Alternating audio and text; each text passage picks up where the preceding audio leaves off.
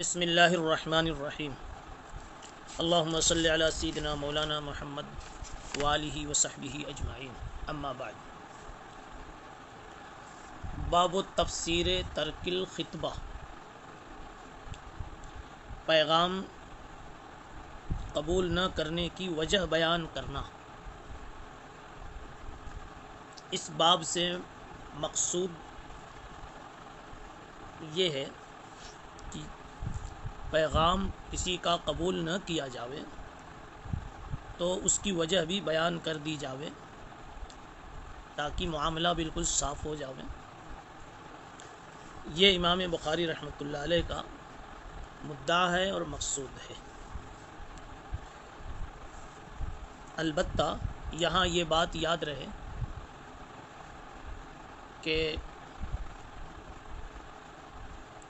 قبول نہ کرنے میں، اس پیغام کو قبول نہ کرنے میں کوئی ایسی وجہ نہ ذکر کی جائے جو کسی قسم کی بدمزگی اور فتنے کا یا تکلیف کا یا دونوں کے رشتے میں مستقبل میں رکاوٹ کا سبب بنے۔ اس لیے کہ بہت ممکن ہے آپ ایک چیز کو عیب سمجھتے ہوں اور فی نفسہ ہی وہ عیب نہ ہو۔ اس لیے کچھ ایسی تعبیر اختیار کی جائے ایسے موقع پر کہ اس تعبیر سے آپ کے انکار کی وجہ بھی سمجھ میں آ جائے، کوئی معقول وجہ سامنے والے کو سمجھ میں آ جاوے اور رشتے کے بیچ کوئی بڑی رکاوٹ بھی پیدا نہ ہو اور دونوں خاندانوں کے درمیان، ان افراد کے درمیان میں کوئی دوری کا سامان پیدا نہ ہو۔ اپنے اس مدعا پر اور ترجمۃ الباب پر امام بخاری رحمۃ اللہ علیہ نے استدلال فرمایا ہے حضرت حفصہ رضی اللہ تعالی عنہا کے واقعے سے۔ ابھی چند سبق پہلے یہ روایت آپ کے سامنے گزر چکی ہے کہ حضرت حفصہ یعنی عمر ابن خطاب رضی اللہ تعالی عنہ کی صاحبزادی، ان کا پہلے نکاح ہوا تھا خنیس ابن حذافہ سے۔ ان کے انتقال کے بعد انہوں نے اپنی لڑکی حفصہ کا نکاح کرنا چاہا حضرت عثمان غنی رضی اللہ تعالی عنہ سے۔ ان کو پیغام دیا لیکن انہوں نے غور و فکر کیا اور کہا میں غور کر کے پھر جواب دوں گا۔ غور و فکر کر کے ایک بات بتا دی کہ مجھے ابھی اس وقت شادی کا کوئی ارادہ نہیں ہے۔ پھر انہوں نے رشتہ حضرت ابوبکر صدیق رضی اللہ تعالی عنہ کو دیا۔ صدیق اکبر رضی اللہ تعالی عنہ نے خاموشی اختیار کی۔ حضرت عمر کو اس سے تکلیف بھی ہوئی۔ چند دنوں کے بعد حضور پاک صلی اللہ علیہ وسلم نے خود رشتہ دیا حضرت عمر کے پاس ان کی بیٹی حفصہ کے لیے کہ میں خود رشتہ کرنا چاہتا ہوں، خود نکاح کرنا چاہتا ہوں۔ حضرت عمر تو بہت خوش ہو گئے۔ اب ابوبکر صدیق رضی اللہ عنہ سے ملاقات ہوئی، سامنے آئے تو صدیق اکبر نے پوچھا عمر تم تو مجھ پہ ناراض ہوئے ہو گے؟ کہا ہاں غصہ تو آیا تھا کہ عثمان سے کہا تو انہوں نے ایک بات بتا دی، یعنی رشتہ قبول نہیں کیا تو اس کی وجہ بتا دی۔ آپ تو کچھ بولے نہیں۔ صدیق اکبر رضی اللہ تعالی عنہ نے فرمایا اصل میں مجھ کو حفصہ کا یہ مستقبل معلوم تھا کہ رسول اللہ صلی اللہ علیہ وسلم حفصہ سے نکاح کا ارادہ رکھتے ہیں، اور میرا یہ خیال تھا کہ اگر کسی وجہ سے اللہ کے نبی صلی اللہ علیہ وسلم نہ کہہ دیں گے تو پھر میں نکاح کر لوں گا، تمہارا پیغام قبول کر لوں گا۔ اس لیے میں سوچ نہیں پا رہا تھا کہ میں کیا جواب دوں۔ اگر میں کہوں کہ اللہ کے نبی شادی کرنے والے ہیں تو نبی کے راز کو فاش کرنا لازم آئے گا، اور اگر میں کہوں کہ میں نہیں کرنے والا ہوں تو یہ بھی میرے اپنے ارادے کے خلاف تھا۔ کہوں تو بھی کہ میں کرنے والا ہوں یہ بھی غلط تھا، اس لیے کہ حضور پاک صلی اللہ علیہ وسلم کا ارادہ مجھے معلوم تھا، پھر میں کیسے کر سکتا ہوں؟ بہرحال یہ روایت ہے۔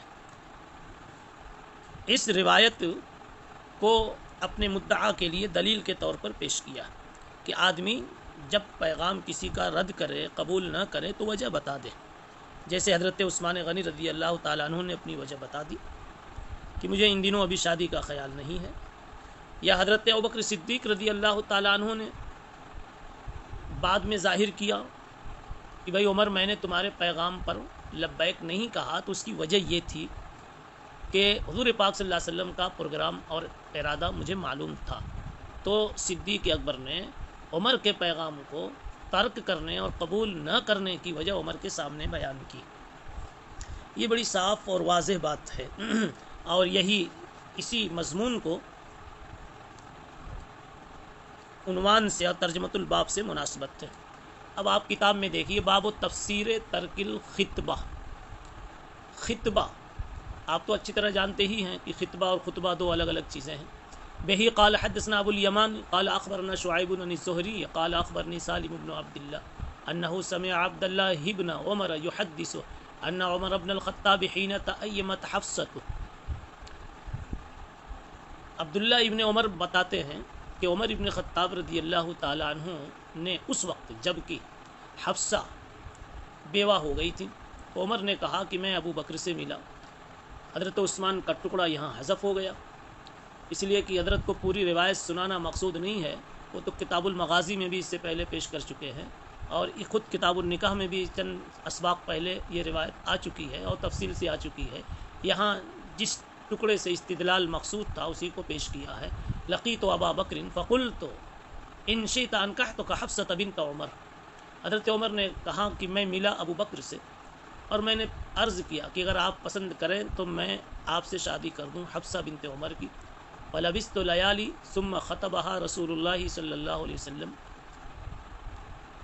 میں چند دن رکا رہا، یعنی کوئی جواب مجھے نہیں ملا ابو بکر کی طرف سے، تو پھر رسول اللہ صلی اللہ علیہ وسلم نے حفصہ کا پیغام خود ہی پیش کیا۔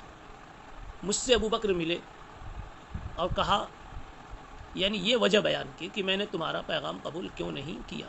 یہ وجہ بیان کی کہ تمہارے پیغام کو قبول کرنے سے ماں نے صرف یہ چیز بنی کہ مجھے معلوم تھا کہ رسول اللہ صلی اللہ علیہ وسلم حفصہ سے نکاح کا ارادہ رکھتے ہیں۔ انہو فقال انہو لم یمنعنی ان ارجع الیک فیما اردت الا انی قد علمت ان رسول اللہ صلی اللہ علیہ وسلم قد ذکرہا۔ یہی بات اتنی عبارت میں مذکور ہے۔ فلم اکن لافشی سر رسول اللہ صلی اللہ علیہ وسلم، میں اللہ کے نبی صلی اللہ علیہ وسلم کا راز فاش نہیں کرنا چاہتا تھا۔ ولو ترکہا لقبلتہا، اگر آپ چھوڑ دیتے یہ رشتہ نہ کرتے تو میں ضرور یہ رشتہ قبول کر لیتا۔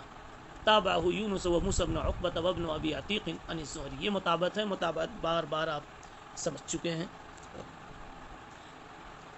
اس باب کی حدیث کو باب کے ساتھ کیا مناسبت ہے؟ بعض شارحین کو اس میں بڑی تکلیف پیش آئی، حتیٰ کہ ابن بطال نے تو فرما دیا کہ حضرت حفصہ کے اس واقعے کو ترجمۃ الباب سے کوئی مناسبت معلوم نہیں ہوتی، مگر صحیح بات یہ ہے کہ ابھی دوران تشریح آپ کے سامنے مناسبت بڑی واضح پیش کی گئی۔ وہ یہ ہے کہ جب صدیق اکبر رضی اللہ تعالی عنہ کو حضرت عمر نے پیغام دیا اور حضرت ابوبکر صدیق نے اس پیغام کے سلسلے میں خاموشی اختیار کی، کوئی جواب نہیں دیا، کئی دن گزر گئے، تو یہ کئی دن کا گزر جانا گویا اس طرح سے اعراض تھا۔ پھر اس کے بعد ملے اور مل کر کے اعراض کی وجہ یا عدم قبول کی وجہ بیان کی، اور یہ کہا کہ آپ صلی اللہ علیہ وسلم کا ارادہ تھا اس لیے میں نے قبول نہیں کیا۔ تو ترک خطبہ کی تفسیر حضرت ابوبکر صدیق رضی اللہ عنہ سے یہاں پائی گئی۔ اس بنیاد پر اس حدیث کو، اس روایت کو ترجمۃ الباب سے یہ بڑی واضح مناسبت ہو گئی۔ دوسرا عنوان ہے باب الخطبہ۔ اب تک تو باب الخطبہ تھا، یہ ہے باب الخطبہ۔ خطبہ، نکاح کی جب مجلس لگے، ایجاب و قبول کی نوبت ہو، تو اس ایجاب و قبول کی محفل میں نکاح میں خطبہ بھی پڑھنا چاہیے۔ علامہ قسطلانی رحمۃ اللہ علیہ نے ارشاد الساری میں لکھا ہے کہ اصحاب سنن نے نکاح کا خطبہ جو نقل کیا ہے اس میں قرآن مجید کی 3 آیتیں پڑھی جاتی ہیں، اور وہ وہی 3 آیتیں ہیں جو آج تقریباً ہر نکاح پڑھانے والا عالم قاضی ان آیتوں کو پڑھتا ہے۔ پہلی آیت ہے، یعنی وہ پورا خطبہ ایسے ہی ہے جیسے آپ کو یاد ہے اور آپ نے بارہا پڑھانے والوں کی زبان سے سنا ہے کہ سب سے پہلے ان الحمد للہ نحمدہ ونستعینہ ونستغفرہ آخر تک۔ اس کے بعد 3 آیتیں پڑھی قرآن مجید کی، یا ایہا الذین آمنوا اتقوا اللہ حق تقاتہ، اور یا ایہا الناس اتقوا ربکم الذی خلقکم من نفس واحدہ، اور پھر تیسری آیت یا ایہا الذین آمنوا اتقوا اللہ وقولوا قولا سدیدا۔ خطبہ پڑھنا چاہیے، خطبے کی برکت سے نکاح میں بھی برکت آوے گی۔ بہی قال حدثنا قبیصہ، اور بعض روایتوں میں قبیصہ کے بجائے قتیبہ کا نام ہے۔ قال حدثنا سفیان عن زید بن اسلم قال سمعت ابن عمر یقول جاء رجلان من المشرق فخطبا فقال النبی صلی اللہ علیہ وسلم ان من البیان سحرا وفی روایت لسحرا۔ نبی پاک صلی اللہ علیہ وسلم کی خدمت میں ابن عمر فرماتے ہیں کہ 2 آدمی مشرق سے نجد کی طرف سے آئے اور آ کر کے انہوں نے خطبہ دیا، یعنی اچھا خاصا بیان دیا، تقریر کی۔ آپ نے ان کی تقریر سن کر فرمایا ان من البیان لسحرا، کہ بعض بیان جادو جیسی تاثیر رکھتے ہیں۔ اس جملے کا 2 مطلب علماء نے بیان کیا۔ پہلا مطلب یہ ہے کہ حضور پاک صلی اللہ علیہ وسلم کا مقصد اس جملے سے یہ ہے ان کے خطبے کی تعریف کرنا مقصود تھا، یہ بتانا تھا کہ انداز بیان جادو کی طرف پرتاثیر ہے۔ اور بعض حضرات اس کا مطلب یہ بتاتے ہیں کہ اس جملے سے مذمت مقصود ہے، یہ تو بالکل وہی انداز ہے جیسے جادو کا انداز ہوتا ہے کہ باطل کو حق کی شکل میں، حق کو باطل کی شکل میں ان کا انداز بدل دیتا ہے۔ بہرحال اللہ بہتر جانتا ہے، دونوں احتمال ان من البیان لسحرا میں ہے، مگر اتنی بات ہے کہ بیان کی تاثیر تو اپنی جگہ فی نفسہ ہی مسلم ہے۔ یہ ہے کہ اس کا استعمال کوئی غلط کرے تو مذموم ہوگا، صحیح کرے تو محمود ہوگا۔ مثلا ایک آدمی ایک غیر واقعی بات کو دل میں بٹھا رہا ہے جادو بیانی کے سہارے سے، یہ مضمون بیان ہوا، یہ مذمت کی بات ہوئی۔ اور اگر وہ کسی امر شرعی پر لوگوں کو ابھارنے کے لیے، انفاق فی سبیل اللہ پر ابھارنے کے لیے، اعلاء دین کی محنت کے لیے ابھارنے کے لیے اگر وہ ایسا بیان کرتا ہے جس سے امت کھڑی ہو جاتی ہے، ظاہر سی بات ہے کہ یہ اس طرح کا بیان مقصود ہے تو پھر اس موقع کے اعتبار سے ان من البیان لسحرا کہنا یہ مذمت نہیں بلکہ یہ منقبت ہے، مدحت ہے۔ علامہ انور شاہ کشمیری رحمۃ اللہ علیہ نے فرمایا کہ امام بخاری رحمۃ اللہ علیہ نے جو ترجمۃ الباب قائم کیا کہ نکاح میں خطبہ ہونا چاہیے، الخطبہ عند العقد، تو کوئی ایسی روایت اس باب کے تحت حضرت نے نہیں پیش کی جس سے نکاح میں خطبے کا کوئی پتہ چلے، اس سے استدلال کیا جا سکے۔ ہاں اتنی بات کہہ دی ان من البیان لسحرا، باب سے کیا مناسبت ہے؟ مناسبت یہ ہے کہ اصل میں جن سے خطبہ کو تو سمجھا دیا کہ جن سے خطبہ میں یہ اثر ہوتا ہے، یہ اس کی صفت ہوتی ہے کہ بیان کی وجہ سے آدمی کا ذہن تبدیل ہو جاتا ہے۔ اب ایک انسان جب اپنی جوان بیٹی کو جو 20-22 سال تک اپنی گودوں میں اس نے پال پوس کر بڑا کیا، آج وہ کسی اور کے حوالے کر رہا ہے، تو ایسے موقع پر اس کے دل کو بڑا دکھ ہوتا ہے، بڑا غم ہوتا ہے۔ لیکن بیان ایک ایسی دوا ہے کہ اس کی برکت سے طبیعتوں کی سوچ کا رخ بدل جاتا ہے اور دکھ راحت میں اور غم خوشی میں تبدیل ہو جاتا ہے۔ تو ایسے موقع پر جب بیان میں یہ طاقت ہے تو اس سے پتہ چلا کہ خطبہ نکاح کے موقع پر بھی ایک چھوٹا سا بیان ہونا چاہیے، کوئی ایسی بات کہی جانی چاہیے جس کی برکت سے والدین کا دکھ جو ہے وہ خوشی میں تبدیل ہو جاوے۔ تو حضرت علامہ انور شاہ کشمیری رحمۃ اللہ علیہ نے فرمایا یہاں جن سے خطبہ کو بیان کر کے نوے خطبہ کو متعین کرنے کا کام خود ہمارے اور آپ کے لیے چھوڑ دیا، اور رہ گئی وہ روایت جو اصحاب سنن نے نقل کی ہے، جس میں ایک تو تشہد ہے الحمدللہ نحمدہ ونصلی الحمدللہ نحمدہ ونستعینہ ونستغفرہ ہے، اور دوسرے اس میں 3 آیتیں ہیں۔ اس خطبے کو یہاں ذکر اس لیے نہیں کیا کہ وہ حضرت کی شرط پر روایت نہیں تھی۔